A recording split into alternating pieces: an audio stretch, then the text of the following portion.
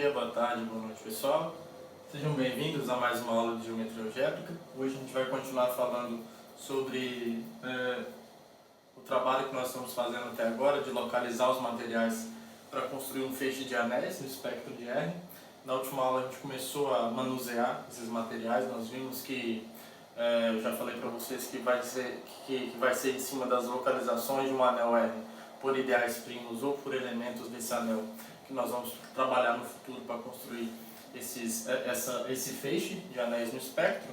E para isso a gente está estudando melhor algumas formas de conectar esses diferentes objetos. Na última aula a gente viu como conectar duas localizações diferentes, duas localizações por elementos diferentes do anel, mas que sejam relacionados por aquela quase ordem que nós definimos em R. A gente viu um morfismo que conecta essas duas localizações.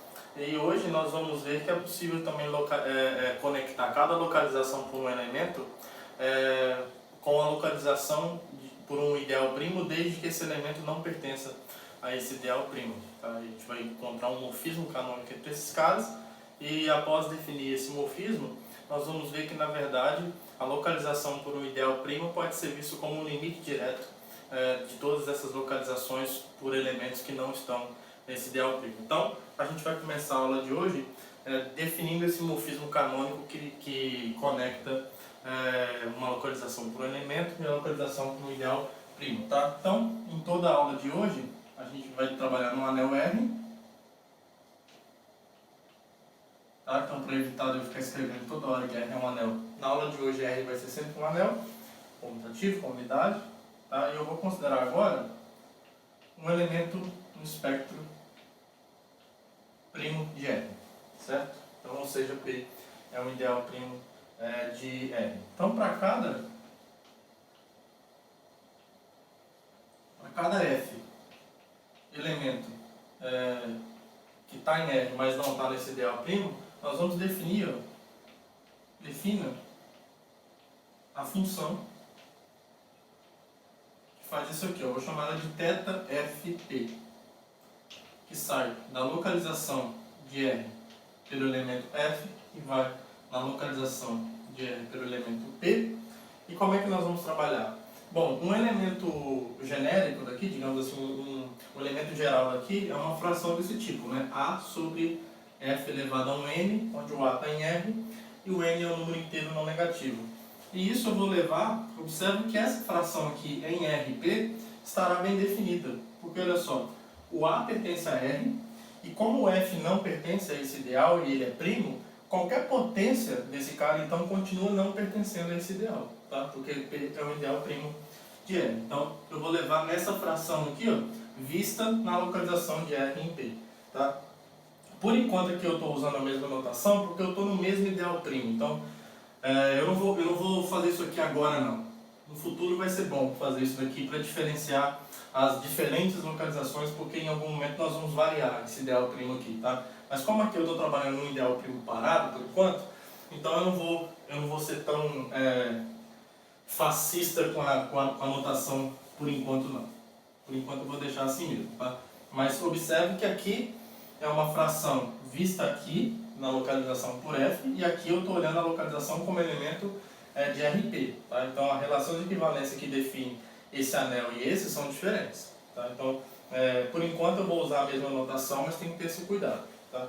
Então, no sentido essa função está bem definida no sentido de que um elemento daqui é levado em alguém daqui mesmo, tá? Mas a princípio a gente também precisa verificar que não depende do representante de classe. Então, uma primeira coisa que nós precisamos verificar é o seguinte, ó.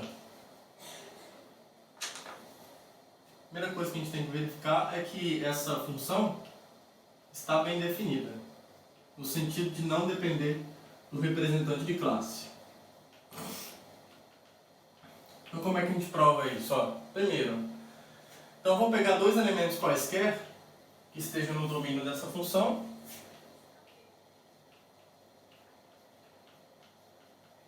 Pertence ao RF, tá? Aqui o A e o B estão em R, e o N e o N são números não inteiros não negativos, e suponha que esses dois elementos aqui, ó, A sobre F elevado a N seja igual a B sobre F elevado a N em RF. Tá? Eu quero mostrar que essas duas frações são iguais no RP. Bom, pela definição de igualdade nessa localização, deve existir então, logo, tem que existir um R inteiro não negativo, tal que, quando eu olho para F elevado a R multiplicado pela diferença dos produtos aqui, ó, F elevado a N A menos F elevado a N B, isso aqui tem que ser o zero do anel R. Tá? Então, o que acontece? Olha, observe que como o F não pertence a P, o F elevado a R também não pertence a P. Logo, como o F elevado a R não pertence a P, ou seja,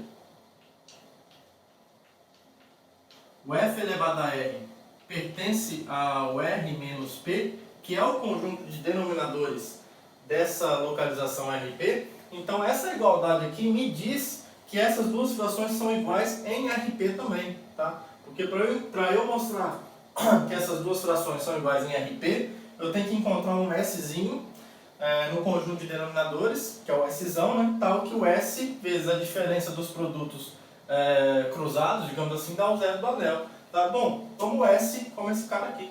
Tá? S vezes essa diferença dá zero. Então, pela definição da relação de equivalência que define o anel, ou a localização de R pelo ideal P, segue então que essas duas frações, A F elevado a N e B elevado a F elevado a N, desculpa, B sobre F elevado a N, são iguais em RP. Tá bom? Tranquilo, bem tranquilo. Tá? E uma coisa também que é fácil verificar, claramente, essa função ela é um morfismo de anéis.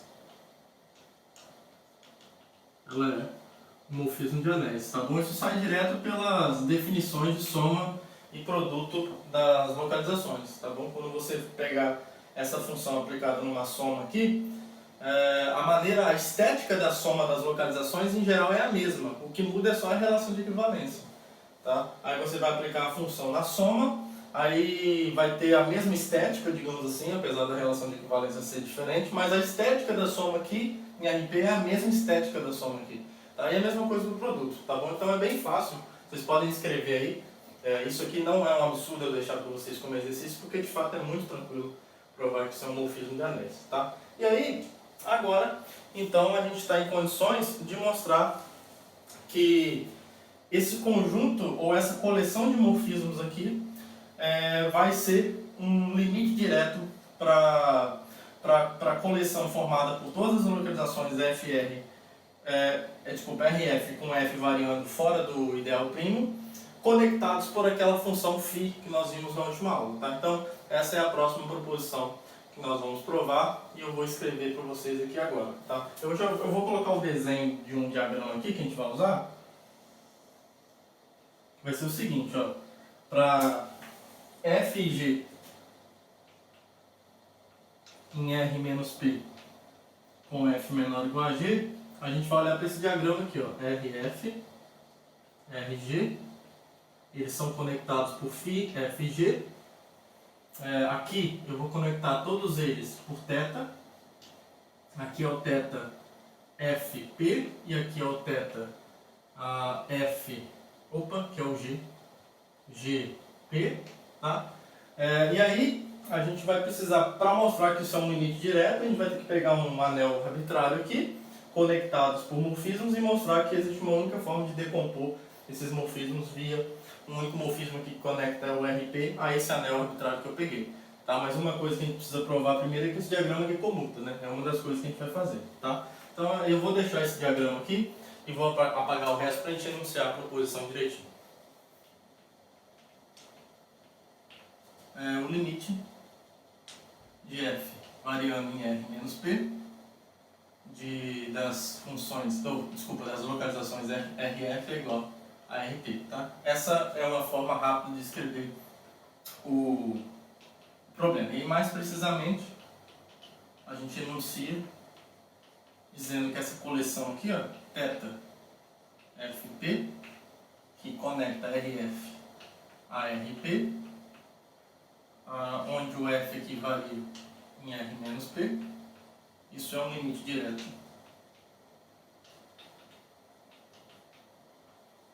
Um limite direto para o sistema direto.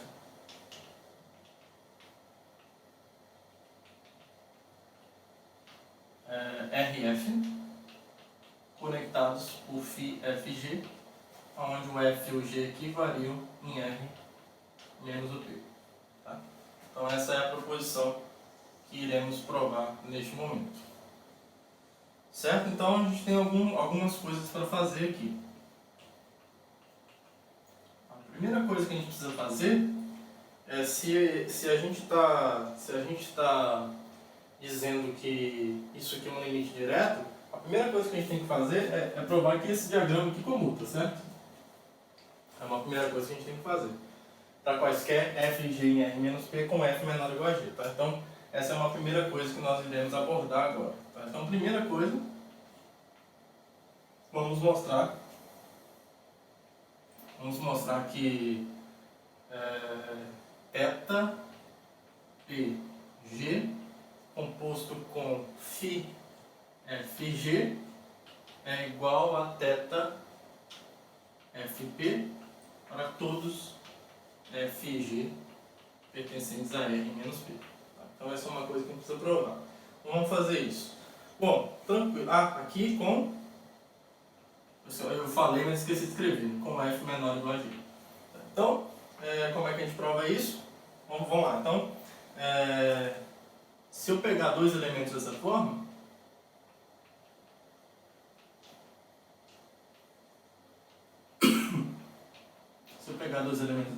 dois elementos dessa forma, então lembra que existem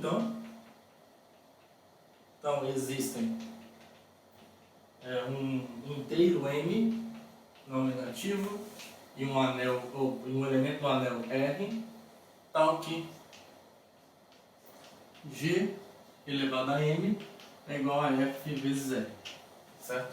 Como nós estávamos fazendo anteriormente, tá? Beleza. E aí agora eu vou pegar um elemento qualquer em RF e mostrar que essas duas funções são idênticas, né, nesse elemento arbitrário. Então, se eu pegar um elemento qualquer aqui, ó, em RF, que é o domínio comum delas, ok? Então, o que vai acontecer? Quando eu aplico o θ GP no φ FG desse elemento, a f elevado a n, isso é quem? Ó? Por definição, isso é o θ de GP. Lembra da função φ FG? O que ela faz? Ela pega o A, eleva o R a esse n aqui e divide por G, que é o denominador aqui, né, do RG, G elevado ao produto desse M aqui, vezes esse N aqui, certo? Ótimo. Então, isso é a função φFG aplicada em A elevado a sobre F elevado a N. Tá? E aí, isso aqui fica o quê? Ó? Isso aqui leva essa fração na localização por P. Tá? Então, ela não muda a estética da fração, ela só muda o ambiente onde ela está. Certo? Só que agora, dentro do RP, eu posso fazer uma conta que antes eu não podia, porque agora isso aqui está em RP. Então, em RP, o G elevado a N, o que vai acontecer? Vou pensar aqui. Tá, o que vai acontecer? O R, esse Rzinho aqui, ele tem que estar em P, necessariamente. Não, ele não precisa. Não, ele não pode estar. Ele não pode estar, sabe por quê? Ó? O G não está em P, certo? O G não está em P. Como o G não está em P, eu já sei que o F não está em P e o R também não pode estar em P. Tá? Ele não pode estar em P porque o G não está em P. Tá? Então isso aqui já implica, vamos colocar aqui entre parênteses, isso aqui implica, por exemplo, que o R pertence ao R menos P. Então, eu posso olhar ele, eu posso quebrar esse cara aqui em RP, eu posso trabalhar nele como um denominador, aqui na localização de R por P, tá? Aqui eu posso fazer essa conta aqui, ó, A R elevado a N e voltar para o F original. G elevado a M, N é isso aqui, ó, é FR elevado a N, certo? Agora eu estou trabalhando na localização de R por P, então isso aqui faz sentido em RP, tá? Porque R e F não pertencem ao ideal primo P, então estão no conjunto dos denominadores permitidos nessa localização. Aqui então eu vou ter A vezes R elevado a N sobre F elevado a N, R elevado a N. Dentro dessa localização eu posso cancelar esses dois caras, tá? Isso aqui vai ficar A sobre F elevado a N em RP, aqui, que é igual, isso aqui é justamente o θ FP dessa fração no RF. Tá bom? Então, a gente pegou o elemento arbitrário aqui no RF e mostramos que esse cara, que é composto desses dois, aplicado aqui, é a mesma coisa que essa função aplicada aqui. Belezinha, né? Então, esse diagrama, de fato, comuta, isso deixou de ser um questionamento e virou uma realidade, tá? Então, esse item 1 está devidamente verificado, certo? Agora, para mostrar que isso é um limite direto, isso tem que satisfazer a propriedade universal, né? Se eu pegar uma coleção qualquer de morfismos conectando as localizações pelos elementos num anel qualquer, eu tenho que conseguir decompor isso de uma maneira única, para que esse diagrama comute, tá? Então eu vou apagar o que a gente fez aqui para começar a trabalhar nesse processo aqui agora.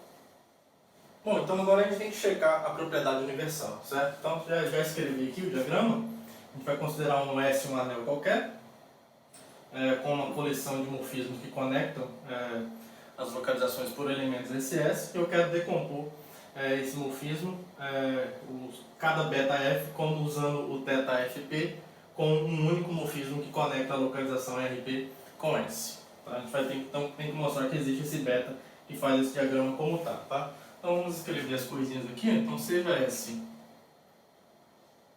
um anel qualquer e considere uma coleção beta F que sai do RF e vai em S, uma coleção indexada por elementos que estão no anel, mas não estão no ideal primo em questão. Isso aqui é uma coleção de morfismos de anéis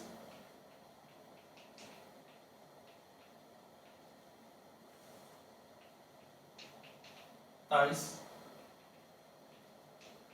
que o que acontece essa parte externa aqui comuta, né? Toda vez que o F é menor ou igual a G. Então faz que o beta G composto com φFG é exatamente o beta F para quaisquer F e G no anel fora do ideal primo com F menor ou igual a G. Tá? Nosso objetivo então é encontrar um beta que faz esses diagramas aqui comutarem, né? Essas duas partes aqui comutarem. E tem que ser único, né? Tem que existir um único beta satisfazendo isso. Então, o nosso candidato a beta vai ser esse daqui, ó. É só você pensar um pouquinho. Se você quer que isso comute, ó, eu quero encontrar um beta que faz isso aqui, ó. Tal que o beta composto com só um rascunho aqui, ó. Beta FP tem que ser igual ao beta F, né? Então, para eu pegar uma fração qualquer, já que eu quero definir uma fração A sobre S, então o beta, só um rascunho para ver se o candidato aparece. A sobre F elevado a N tem que ser o beta F. Então o beta AF elevado a N tem que ser o beta F de A elevado beta F de A F elevado a N. Tá? Só que nas frações da localização por ideal primo não necessariamente tem potências, tá? Então a gente pode pensar nisso assim. É uma boa tentativa. E aí, para ficar numa linguagem um pouco mais adequada, beta S, beta S, beta S. É uma tentativa de nós definirmos. O ponto é que nem sempre o denominador aqui é único, né? Você pode ter mais de uma expressão aqui na localização de R por P para a mesma fração. Então a gente pode definir desse jeito, mas a gente vai ter que ter o cuidado de mostrar que essas coisas, essa definição não depende desse S escolhido, não depende do denominador escolhido, tá bom? Mas a ideia do porquê eu vou tentar mostrar que é esse beta que satisfaz isso, vem dessa ideia aqui, tá? Isso aqui é um rascunho, né? A gente quer isso, então dá uma olhada naquilo que você quer e vê se aquilo te informa alguma coisa para você tentar achar um candidato razoável e depois verificar que esse candidato de fato satisfaz aquilo que você gostaria que ele satisfizesse, tá bom? Então depois desse rascunho, é razoável a gente tentar trabalhar nesse beta. Então, defina assim, defina beta que sai do RP e vai em S, desse jeito aqui, ó. Um elemento aqui A sobre T, uma fração qualquer. Bom, o A está em R e o T está em R menos P. Então, se o T está em R menos P, eu tenho o beta T, certo? Então, se eu olhar para esse elemento aqui, ó, A sobre T em RT, ele está no RT. Então, o beta T leva esse elemento do RT no S, que é o que eu quero. Tá? Então, é uma boa tentativa. A gente vai definir desse jeito, então, a beta. Tá? E como eu disse para vocês, a gente tem que mostrar que isso está bem definido, não no sentido disso aqui pertencer a S. Pertence mesmo. Se o T não está em P, então eu tenho o beta T, certo? Eu tenho o beta T, e o fato de eu ter o beta T, e o A sobre T está em RP. Aqui o A sobre T eu vejo como elemento em RT, tá? Na localização pelo elemento T, é assim que eu posso ver. E aí, enxergando esse cara em RT, o beta T leva ele em S, tá? Então isso aqui está em S, tá bom? Lembra que esse A sobre T que eu estou olhando aqui agora, dentro desse parênteses, é o elemento aqui, ó. Eu estou olhando para essa fração de dentro em RT, tá? E aqui eu estou olhando em RP, tá bom? Então, essa parte de frações em ambientes diferentes com a mesma estética, você precisa ter um cuidado na hora de fazer essas contas, tá?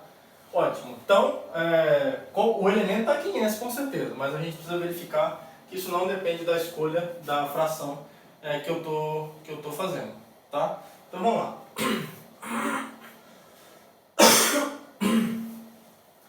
Então, a primeira coisa que a gente vai mostrar é que, vou colocar uma corzinha diferente aqui, beta está bem definido.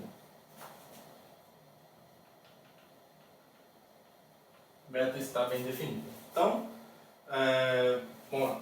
Então, eu vou pegar dois elementos quaisquer aqui, sejam A sobre T e P sobre S. Elementos na localização por P, e vou supor, suponha que o A sobre T é igual a P sobre S aqui em RP, né? Só para deixar claro onde que eu estou trabalhando, certo? Com isso, bom, se eles são iguais aqui, vai existir então um C, pela definição de igualdade nessa localização. Existe um C em R menos P, tal que o C multiplicado por SA menos TB, isso é igual a zero, certo? Beleza, então o CSA, é um clube, né, de Alagoas, o CSA é igual ao CTB. Se aqui fosse um R, né, aí seria o CRB da Paraíba. Mas enfim, então a gente sabe isso aqui, né? Ou seja, CSA é igual a CTB, lá em R, onde o C está em R menos P e por aí vai. Tá, vamos pensar aqui agora então o que a gente quer. A gente quer mostrar que o beta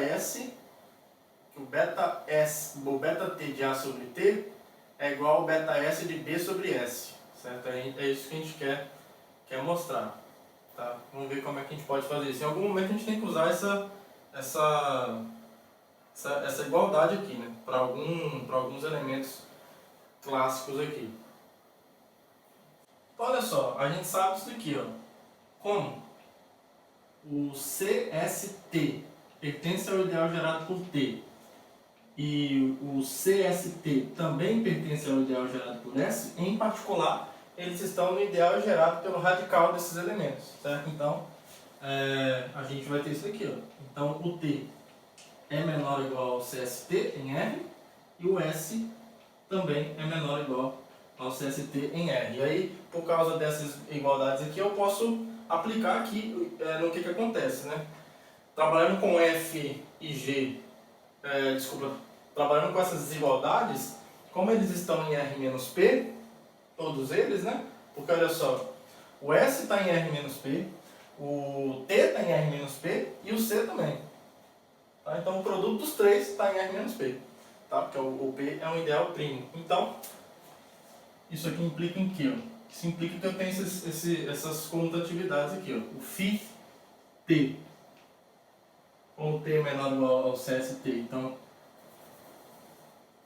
φT CST composto com o beta CST, isso, é igual ao beta T. E a mesma coisa acontece com o beta CST composto com φS CST, isso é igual ao beta S, tá? E aí agora vamos ver quem que é beta S. Isso, quem que é o beta S? Quem é o beta S de B sobre S? O beta S de B sobre S é a mesma coisa que eu aplicar o beta CST no φ S CST de B sobre S, tá? E aí, para eu saber quem é essa imagem aqui agora, eu tenho que saber como que o CST se relaciona ao S, ó. Vou colocar numa outra cor aqui para a gente usar. O CST em relação ao S é isso daqui, ó. É elevado a 1, né? Que eu preciso dessa potência, é o S multiplicado por CT, certo? Então, por causa disso, isso aqui vai ser beta CST aplicado em quem? Aplicado no... aqui é beta sobre S elevado a 1, então vai... como que esse cara se comporta em relação a isso? Então, aqui eu vou precisar de alguma potência do CST. Aqui eu vou ter o B, aí aqui é o que falta, né? O CST é alguma coisa pro S, é o CT. Então aqui vai ter o CT elevado a essa potência do S aqui, que é 1, tá? E aqui é o CST elevado a esse número, que é 1, vezes 1. Certo? Isso. Aqui a gente usamos a definição do φS CST. Então, no fim das contas, aqui a gente vai ter o beta CST do BCT dividido por CST. Aí agora a gente vai fazer um processo contrário aqui, ó. Quer ver? CST eu afirmo para vocês que é isso daqui, ó. Ah, tá aqui, ó. O CTB. Aqui, ó. O CTB, maravilha. O CTB é o CSA. Isso aqui é CSA sobre CST, certo? CSA sobre CTB, porque o CSA é igual ao CTB. E aí, isso daqui, ó, é o beta CST aplicado em quem? Aplicado no φ. Vai entrar o φT na jogada aqui agora. No φT CST agora vai entrar o A sobre T.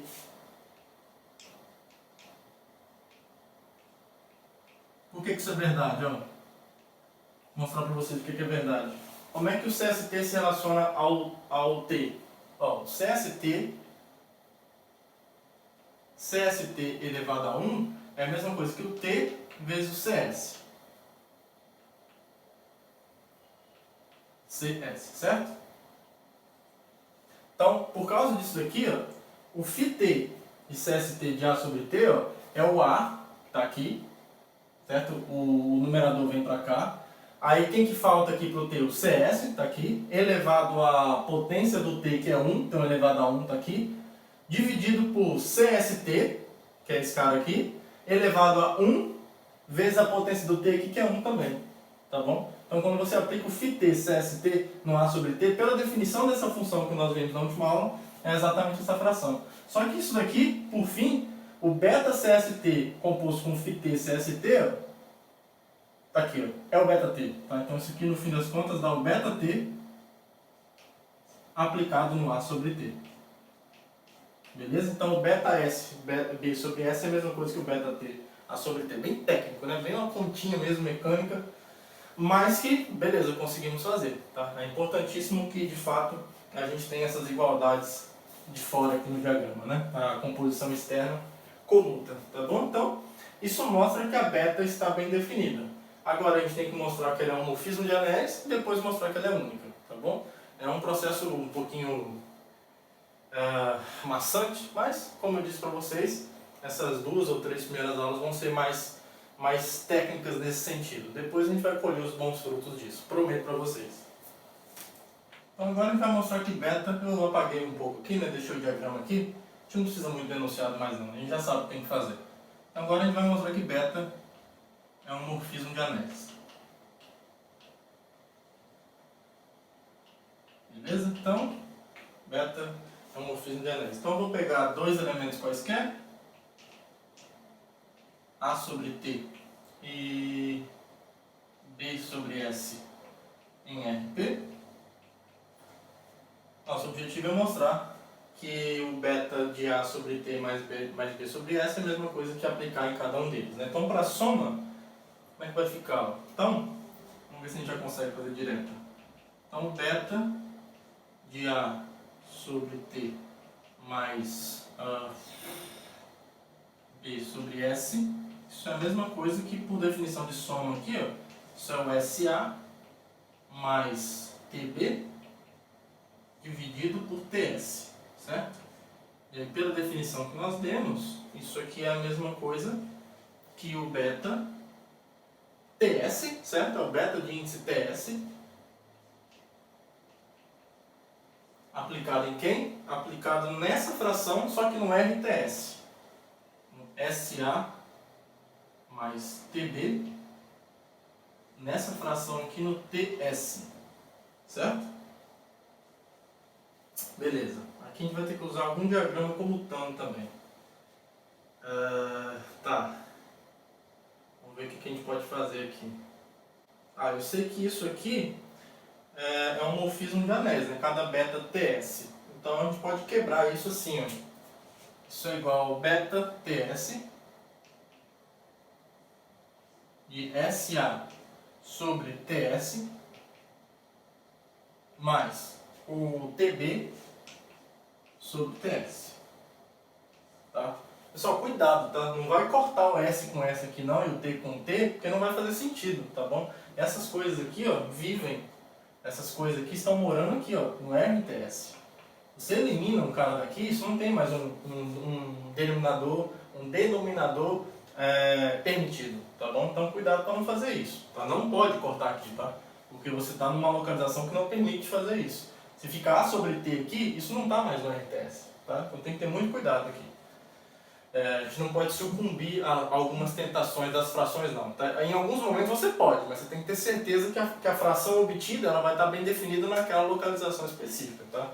Mas uma coisa que a gente sabe aqui é o seguinte, ó, isso aqui é uma soma de elementos aqui, em RTS, tá? E beta TS é um morfismo de anéis, eu peguei uma coleção de morfismos aqui, tá? Então isso é a mesma coisa que o beta TS do SA sobre TS, isso aqui tudo certo. Ó, TS aqui e TS aqui, mais beta TS TB sobre TS, tá? Aí aqui que a gente vai usar alguma relação entre o TS com o T e o S, tá? Porque a gente sabe disso daqui, ó. Deixa eu fazer um parênteses aqui, ó. O ST pertence ao ideal gerado por T e o ST também pertence ao ideal gerado por S, então a gente tem aquelas desigualdades, né? Então isso aqui implica, por exemplo, que o T é menor ou igual ao ST e o S é menor ou igual ao ST. Então eu posso falar dos φ, dos caras correspondentes, e mais, como o ST, vamos colocar assim bem explícito, ó, ST elevado a 1 em relação ao T é o T vezes S, e o ST elevado a 1 em relação ao S é o T sozinho aqui. Então, essa coisa aqui, ó, o beta TS, pode ser escrito assim, ó. Então, por causa disso, aqui é um rascunho, tá? Eu vou fazer um rascunho aqui e vou aplicar aqui para vocês verem. Então, quem vai ser o φt do ST aplicado no A sobre T, por exemplo? A sobre T é alguém em RT, tá? Então tá perfeito, eu posso fazer isso. Isso daqui aplicado em A sobre T, por definição, é o A multiplicado por quem? Pelo S, porque é o que falta para o ST virar ST, né? Então é o S aqui, elevado a quem? Elevado a potência 1, que está aqui do T, sobre o produto ST elevado a 1 vezes o 1 que está aqui. Tá? Tem que saber usar as instruções FIS aqui, tá? É um pouquinho chatinho, mas não é difícil. É tão fácil que às vezes fica difícil. Então isso aqui vai ficar AS sobre ST, tá? Aqui no RST. Então aqui, ó, esse camarada aqui, SA ou AS sobre ST, isso daqui é justamente, ó, usando aquela continha ali, aquele rascunho que eu fiz, isso é o beta TS dividido, o beta TS composto com quem? Com φt ST. De quem? Do A sobre T. E de maneira completamente análoga, quem vai ser o φs do φs ST do B sobre S? Vamos lá. Vai ser o B aqui, aí eu multiplico por T, que é o que falta para o ST, e divido, aí o T fica elevado a 1, porque é justamente a potência do S aqui. Aí aqui embaixo fica o ST elevado a esse 1 que está no S, e esse 1 aqui, ó. E esse 1 aqui. Isso. Esse 1 aqui no caso, né? Que eu estou trabalhando com esse cara aqui agora. Beleza. Então isso aqui é justamente o BT sobre ST. Aqui no RST agora. Então, aqui, ó, isso aqui é beta TS aplicado em quem? O TB sobre TS, está aqui, ó. TB sobre TS é o φs ST aplicado no B sobre S. Beleza? Agora eu uso as composições. Como o T é menor ou igual ao ST, esses diagramas comutam por fora. Isso aqui vai ser a mesma coisa que o beta T aplicado no A sobre T, mas esse aqui é o STS, então é o beta S, porque o S é menor ou igual ao ST, do B sobre S. Tá? E aqui vai ficar o quê? O beta, isso aqui por definição é o beta de A sobre T, e aqui vai ser o beta B sobre S. Beleza? É isso, tá? Agora então isso mostra que para soma tá ok, né? Então beta preserva a soma. O produto é bem parecido. Eu acho que não vai caber tudo aqui, mas vamos começar pelo menos, ó. Vou fazer, tá? Eu podia deixar como exercício, mas vamos fazer. Essa aula de hoje vai ser só isso, tá? É bem cansativo isso aqui mesmo. Então na próxima aula a gente vê como é que mostra uma certa injetividade desses caras e uma certa colagem. Mas a aula de hoje vai ser para fazer essa burocracia mesmo. É chato, mas tem que fazer, entende? É chato, mas é bonitinho, tá? É cansativo, mas é bonitinho. Vamos aproveitar o momento. Então agora vamos mostrar que beta preserva o produto. Então olha só, isso aqui é beta, vou pegar então beta de A sobre T vezes B sobre S. Isso aqui é a mesma coisa que o beta de AB sobre TS, pela definição de produto na localização, certo? Que por definição é o beta TS de AB sobre TS. Agora isso aqui visto na localização é RTS, certo? Agora isso aqui está em RTS. Beleza? Aí aqui eu vou ter que ser esperto, porque como eu quero usar aqui o beta TS homomorfismo de anéis, eu preciso escrever isso aqui como um produto de dois elementos no RTS, tá? E aí a forma esperta de você fazer isso é assim, ó. Eu preciso repetir o denominador TS duas vezes aqui, ó.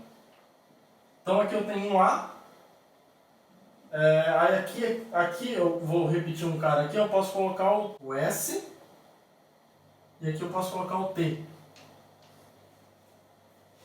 Certo? Sem problema, né?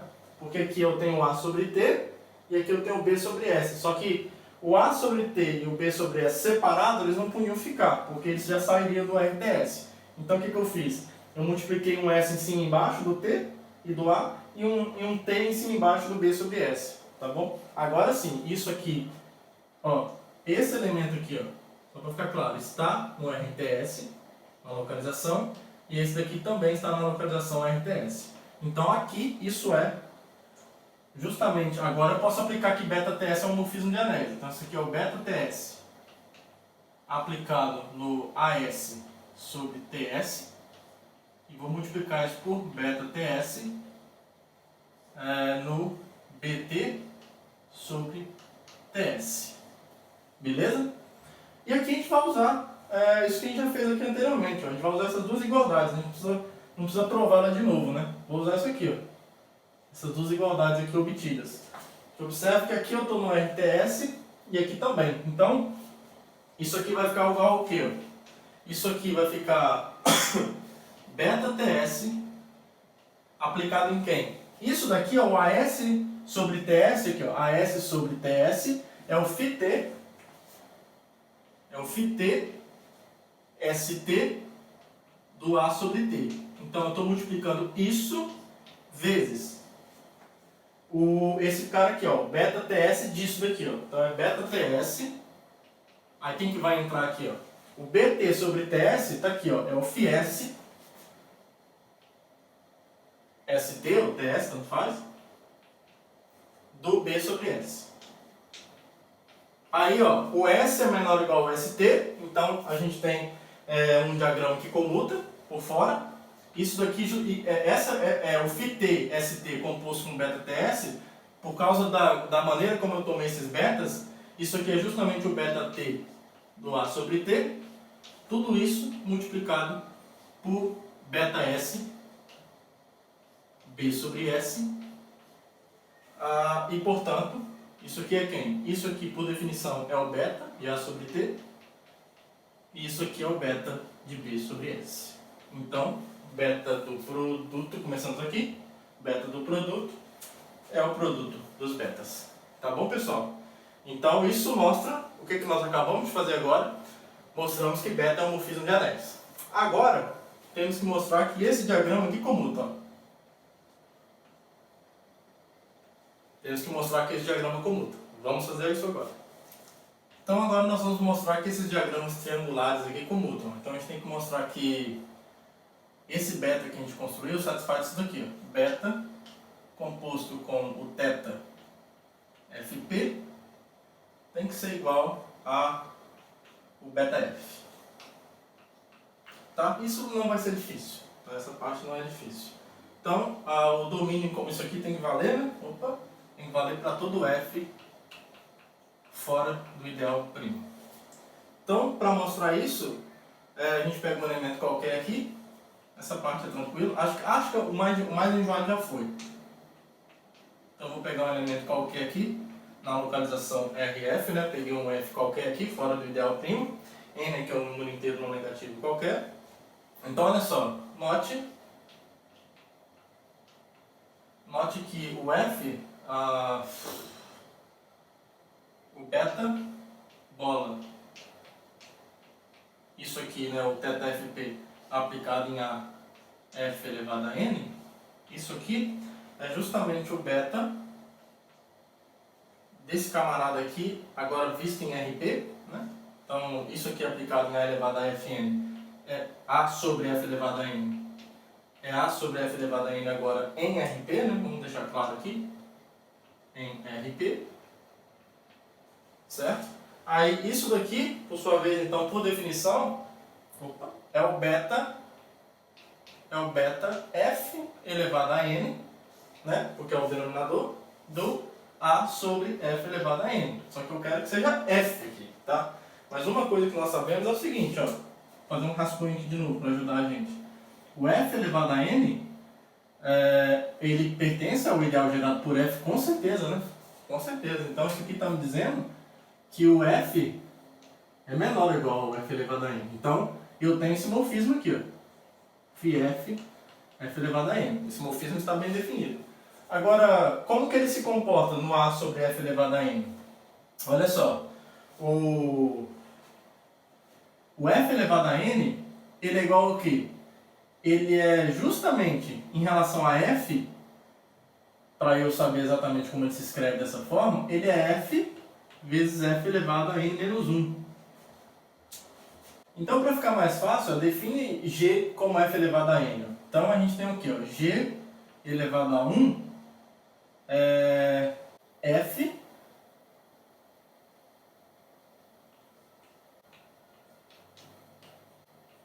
então, φf do f elevado a n aplicado no a sobre f elevado a n vai ser o quê? Ó? Isso vai ser o φfg do a sobre g,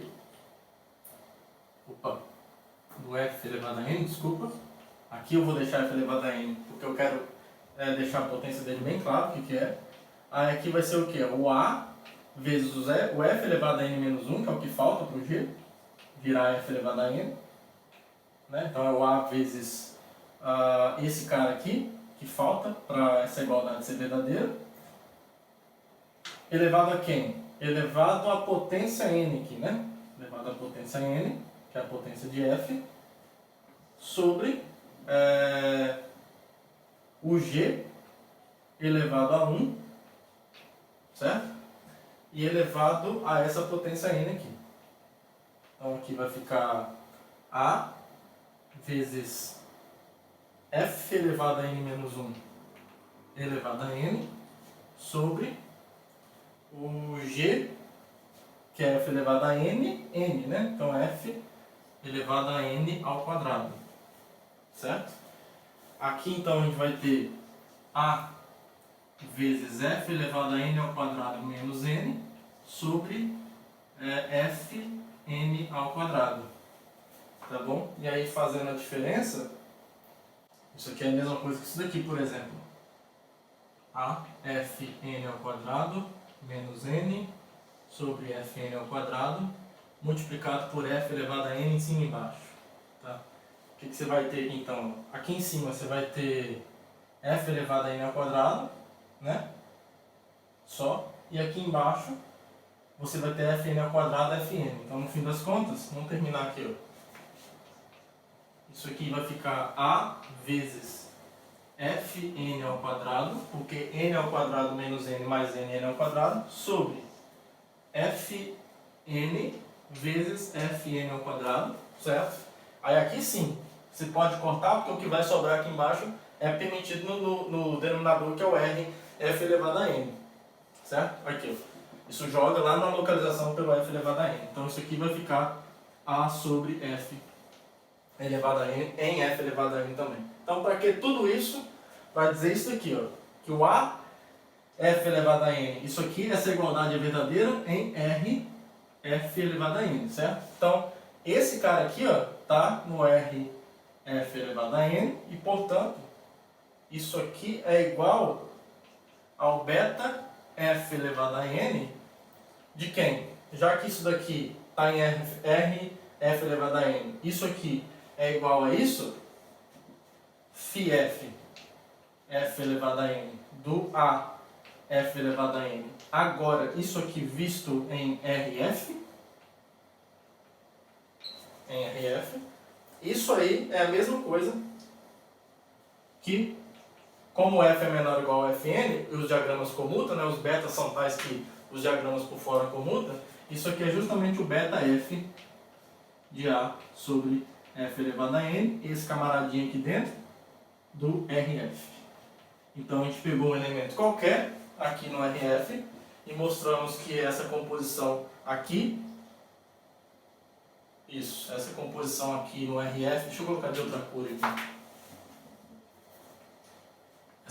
Essa composta aplicada nesse elemento visto como alguém de RF, ele é levado a alguém aqui em beta F de A sobre F elevado a N. Tá? Então, no fim das contas, esse diagrama é comutativo, beta bola isso é igual a beta F. Tá? Como eu usei o verde aqui no RF, vou manter o padrão aqui. Desculpa, como eu usei o azul, né? Isso aqui está no RF agora. E esse aqui também está no RF. Beleza, gente? É meio chatinho, né? As pontinhas meio chatas. Mas isso aqui prova, então, que de fato esse diagrama, os triângulos, os triângulos comutam. Os triângulos são comutativos, tá? E agora, por fim, só falta mesmo nós mostrarmos que essa beta é única. Depois que a gente mostrar isso, aí acabou o nosso problema, tá? Então falta isso, aí o resultado estará provado. Por fim, a unicidade de beta, satisfazendo esses diagramas triangulares como comutarem, né? Então vamos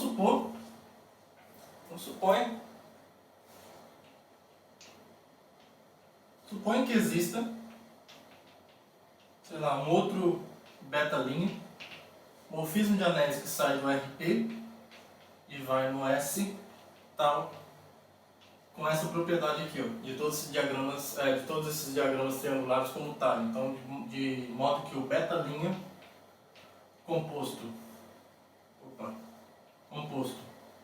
com o θFP seja igual a beta F para todo F pertencente a R menos P. Então, nosso objetivo é mostrar que beta-linha é igual a beta. Tá? Para mostrar que beta-linha é igual a beta, eu vou pegar um elemento qualquer nesse domínio em comum que eles têm e mostrar que as imagens são iguais. Então, seja, sei lá, um A sobre T pertencente a um RP, pertencente à localização RP qualquer. Tá? Então, já estou dizendo que o A está em R e o T está em R, mas não está em P. Certo? Então, olha só o que acontece. Ó.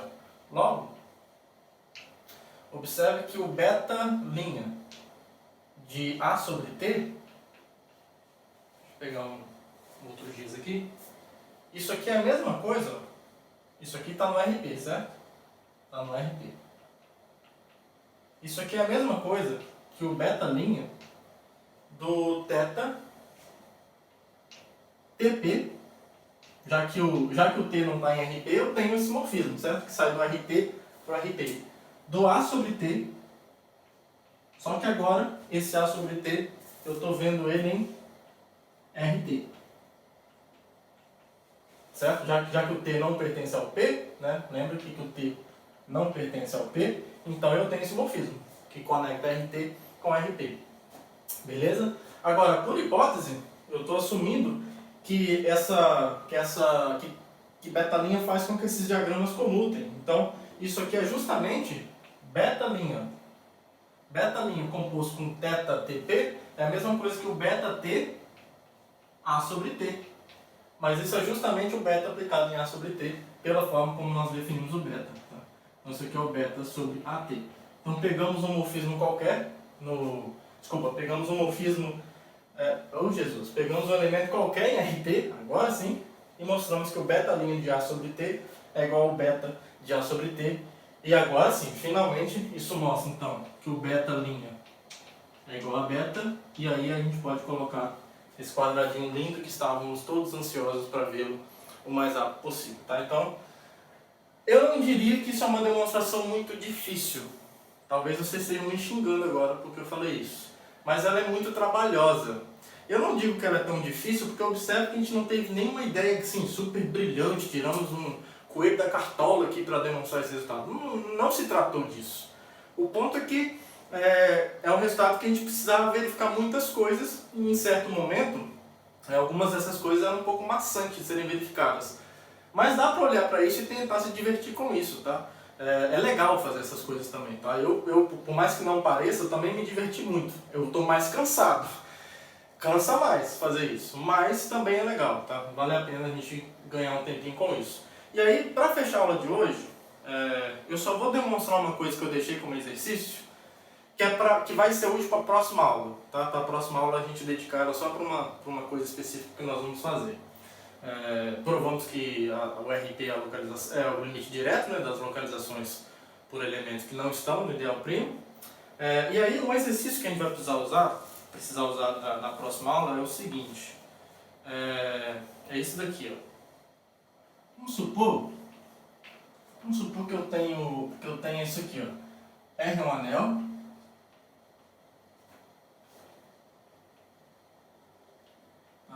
F é um elemento desse anel, beleza?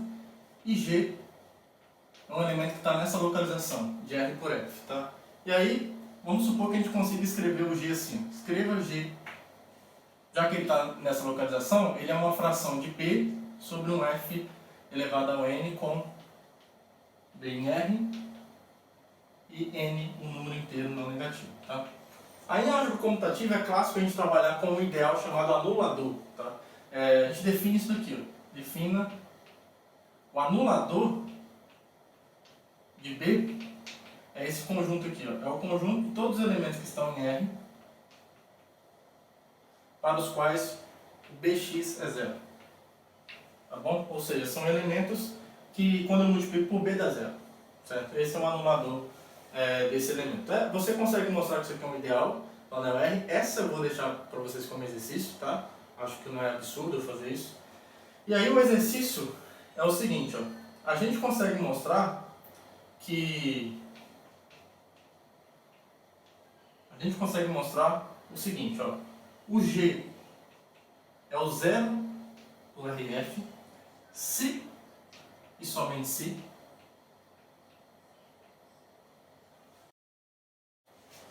o F pertence ao radical desse ideal.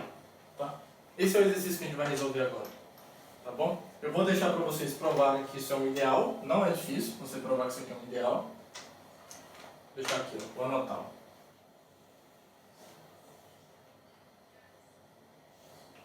Prove que isso é um ideal de R, tá? Esses ideais são bem legais, tá? Quando você estuda álgebra comutativa, por exemplo, quando você tem um ideal primo dessa forma, você chama de primo associado e faz algumas contas com ele. Tem a ver com alguns primos minimais em alguns momentos, não é sempre, mas é um camaradinho que é bem importante quando você está estudando álgebra comutativa, teoria de anéis no geral. E aí, como é que a gente mostra isso então? Esse resultado vai ser bem importante para uma das coisas que nós vamos provar na próxima aula. Vamos provar isso então.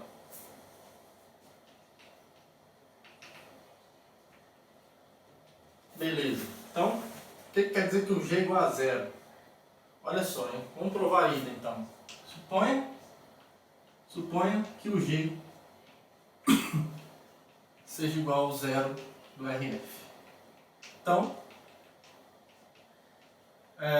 o B sobre F elevado a N é igual ao zero sobre 1. Esse é o zero dessa localização, certo? Agora, dizer que essas frações são iguais em RF é dizer, então, que existe um R inteiro não negativo, tal que o F elevado a R vezes B vezes 1 menos 0 vezes F elevado a N, isso é zero. Tá? Então isso aqui está dizendo que F elevado a R vezes B é zero. Agora isso aqui está dizendo que o F elevado a R pertence a quem? Ao anulador de B. Ao anulador de B. Portanto, se F elevado a R pertence ao anulador de B para alguma potência, isso aqui está me dizendo necessariamente que o F pertence ao radical desse ideal. Tá? Agora, observe que a gente consegue fazer uma sequência de equivalências aqui. Porque olha só, se o F pertence ao anulador de B, então existe um R, tal que isso aqui acontece. Agora, se ele pertence ao anulador, por definição, F elevado a R vezes o B dá zero, então essa implicação contrária também vale. Agora, daqui para cá é óbvio, tá? É só uma maneira de reescrever isso daqui, é assim. E agora, por definição de igualdade de frações em RF, dizer que isso aqui acontece para algum R é dizer que tem algum denominador que faz a diferença aqui ser zero. Pela própria definição de igualdade em localização, né? Não a definição, mas uma conclusão de igualdade pelas relações de equivalências dadas, a gente tem essa implicação contrária. Tá? Então isso aqui, ó, o G ser o zero do RF, que é equivalente a isso daqui, tá? O G ser igual ao zero do RF é equivalente ao F pertencer ao radical desse anulador, tá bom? No livro eu deixei isso no exercício 4.2.18. Pode ser que esse número mude se você estiver vendo esse vídeo muito depois do que eu gravei, porque eu estou usando as aulas para modificar algumas coisas no livro, melhorar alguma coisa na escrita e tal, acrescentar coisas. Então pode ser que esse número vai mudar. Mas isso eu deixei como exercício para vocês fazerem, para eu não precisar colocar no corpo do texto. E vocês viram que realmente é bem simples resolver, né? Não é um exercício difícil. Mas apesar de ser um exercício fácil, ele vai ser bastante útil na próxima aula, quando nós enxergarmos os morfismos que conectam as diferentes localizações como coisas que estão relacionadas às condições de injetividade e colagem do feixe que nós iremos construir no futuro sobre o espectro do anel, tá bom?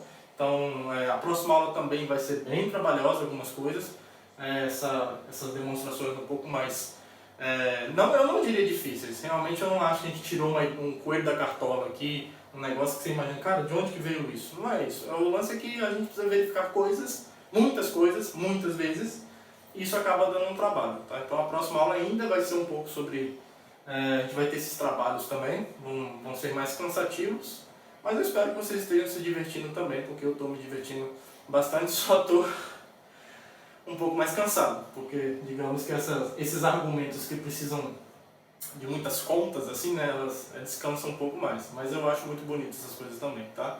Então, pessoal, até a próxima aula então, um abraço para todo mundo, como sempre um bom dia, boa tarde, boa noite, e tchau, tchau.